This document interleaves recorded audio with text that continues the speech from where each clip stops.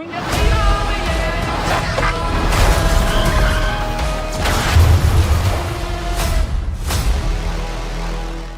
Guys, welcome to our channel. Finally Marvel studio నుంచి thunder bolts movie trailer వచ్చేసింది. ఈ thunder bolts మూవీలో కొంతమంది యాంటీ హీరోస్ అంతా కలిసి టీమప్ అవుతారు. వీళ్ళందరూ కూడా ఈ మూవీలో ఏదో ఒక ఇల్లీగల్ మిషన్ ని ఆపడానికి ప్రయత్నం చేస్తున్నట్టు చూపించారు.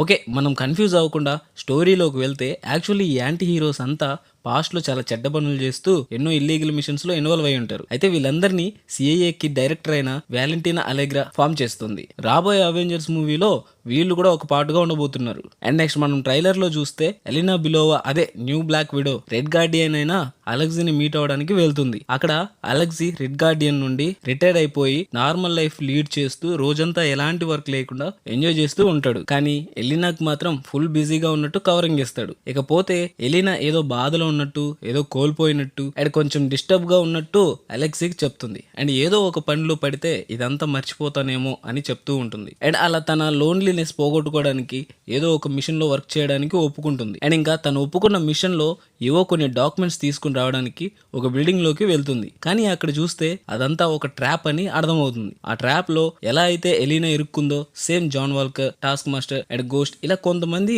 యాంటీ హీరోస్ ఈ ట్రాప్ లో చిక్కుకుంటారు. అండ్ ఇక్కడే సెంట్రీ అయిన బాబ్ క్యారెక్టర్ ని రివీల్ చేస్తారు. సెంట్రీనే యాక్చువల్ గా ఈ మూవీలో మెయిన్ విలన్. అండ్ నెక్స్ట్ ఆ బిల్డింగ్ బ్లాస్ట్ అవడానికి కొంచెం టైం ఉంటుంది. ఆ లోప వీళ్ళందరూ తప్పించుకునేస్తారు. బట్ సెంట్రీ మాత్రం అదే బిల్డింగ్ లో అమాయకుడిలా ఉంటాడు. అండ్ బిల్డింగ్ బ్లాస్ట్ అయిపోయినా కూడా సెంట్రీకి చిన్న స్క్రాచ్ కూడా అవదు. సో ఇక్కడ అర్థమవుతుంది ఈ మూవీలో సెంట్రీ ఎంత పవర్ఫుల్ అని. అండ్ నెక్స్ట్ చూసుకుంటే ఈ ట్రాప్ లో చిక్కుకున్న టీం అంతా ఒక బిల్డింగ్ లో ఫైట్ చేస్తూ ఉంటారు.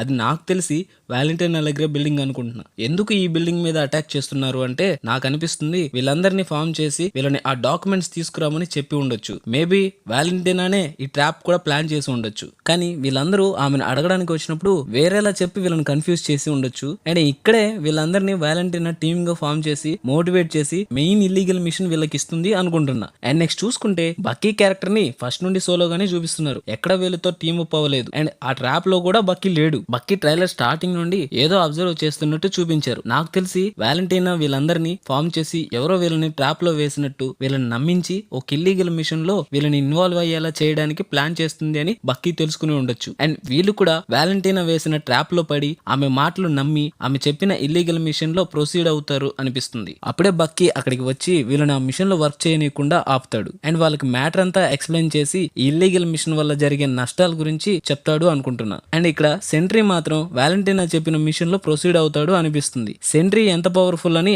అందరికీ తెలుసు. ఇంకా సెంట్రీని ఆపడానికి వీళ్ళందరూ టీమప్ అవుతారు అనిపిస్తుంది. అలా ఈ మూవీ లాస్ట్ లో వీళ్ళ టీమప్ ఎలా ఉండబోతుందో చూడాలి. అండ్ నెక్స్ట్ ఈ మూవీ కెప్టెన్ అమెరికా మూవీకి లింక్ ఉంటుంది. న్యూ అవెంజర్స్ గా ఇక్కడ నుండే ఆల్ జర్నీ స్టార్ట్ అవుతుంది. ఇది జస్ట్ ట్రైలర్ లో ఉన్న డీటెయిల్స్ ని బట్టి మనం ప్లాన్ చేసుకున్న థియరీ మాత్రమే. మేబీ మూవీలో వేరే సస్పెన్స్ కూడా ఉండొచ్చు. మార్వెల్ వాళ్ళకి ఇది కొత్త ఏం కాదు కదా, లేనిది ఉన్నట్టు ఉన్నది లేనట్టు చూపిస్తారు ట్రైలర్స్ లో. మీకు నా ఎక్స్ప్లెనేషన్ నచ్చింది అనుకుంటున్నా. Thank you so much guys. Signing off.